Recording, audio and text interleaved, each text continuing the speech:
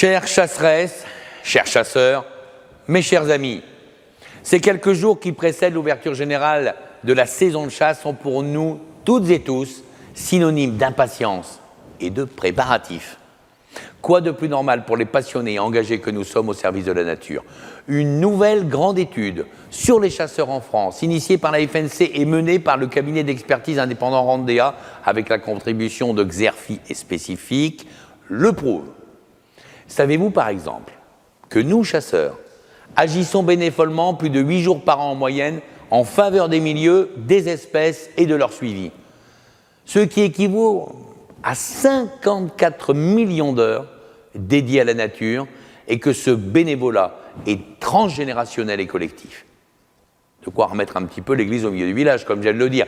Il est donc illogique de fermer des territoires à la chasse sous de faux prétextes. Soyons vigilants sur ces velléités d'associations écologistes de rabioter les zones autorisées à la chasse et de créer des réserves sans chasse sans arrêt. Je pense à ce qui se passe d'ailleurs sur le domaine public maritime, mais aussi aux nombreux contentieux visant actuellement le réseau Natura 2000. C'est inquiétant. Appelons les choses par leur nom d'ailleurs.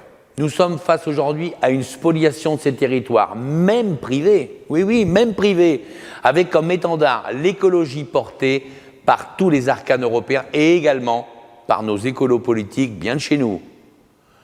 Le risque est simple, il est d'aboutir à une déshumanisation de la nature. Et on peut logiquement penser que tout cela ne s'arrêtera pas à la seule pratique de la chasse.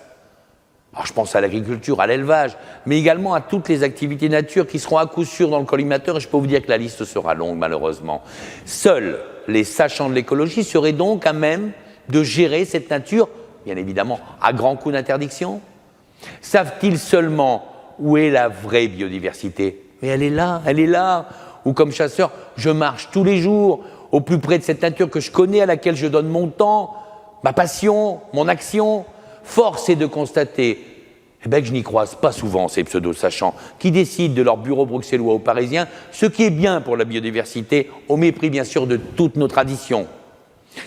Après la fin programmée des balades en poney au champ de Mars à Paris, après celle probable de la pêche au vif pour cause de souffrance animale, mais de quelles nouvelles fulgurances vont-ils être capables? Selon notre nouvelle étude, 82% des chasseurs partagent l'objectif d'une chasse encore plus durable et responsable. L'enjeu est de favoriser une cohabitation sereine entre les différents usagers de la nature. Ça rassemble 96% des chasseurs.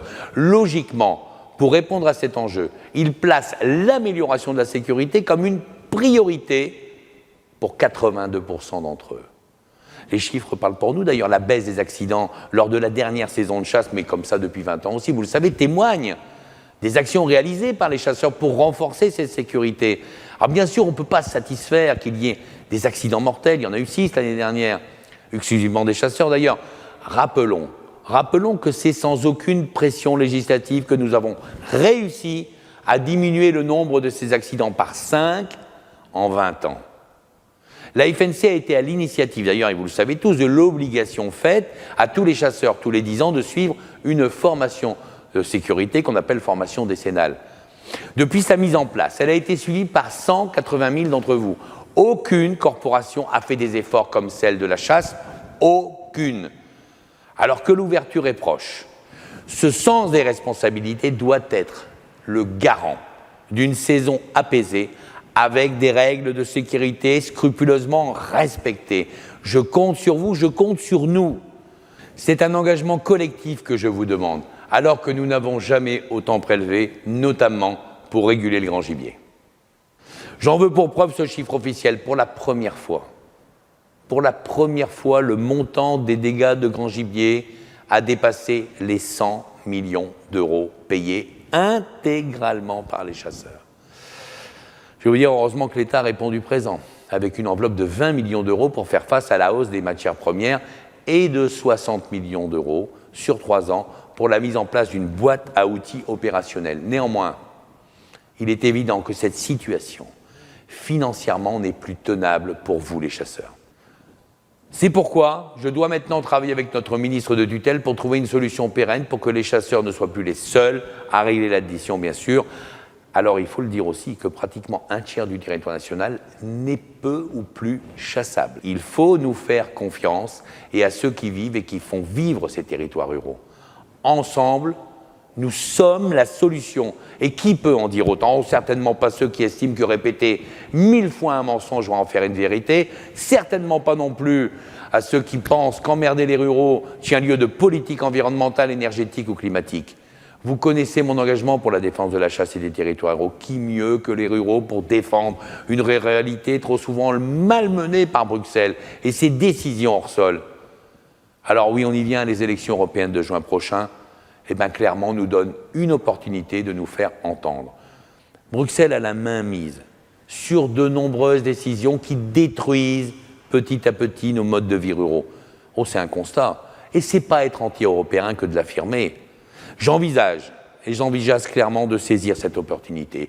L'idée n'est pas d'y aller pour faire de la figuration, c'est pas le genre, mais d'être votre voix et celle de la ruralité dans le cadre d'une liste apolitique représentant toutes les composantes de la ruralité, face à ceux qui théorisent un modèle de société contrainte et aseptisée. Eh bien, mes amis, faisons le pari d'une ruralité active, vivante, libre et surtout, enfin, respectée.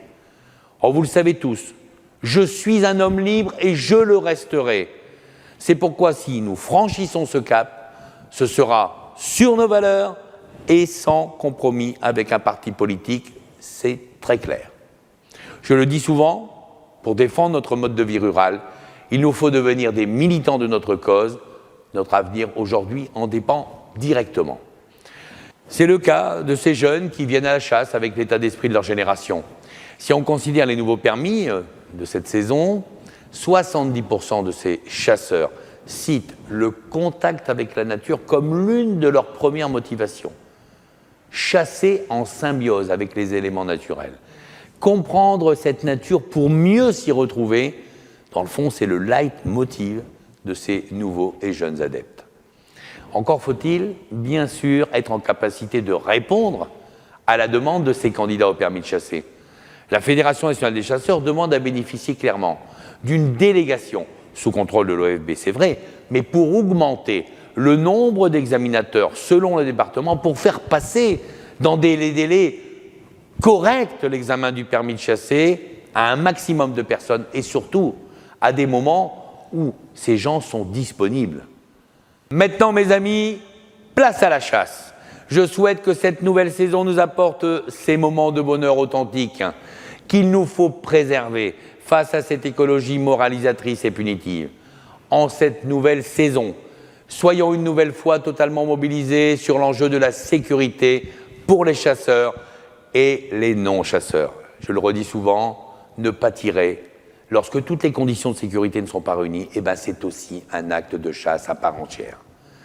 Alors mes amis, que vous soyez concernés dans quelques jours ou dans les prochaines semaines, je vous souhaite, et du fond du cœur, une magnifique saison de chasse et de nature.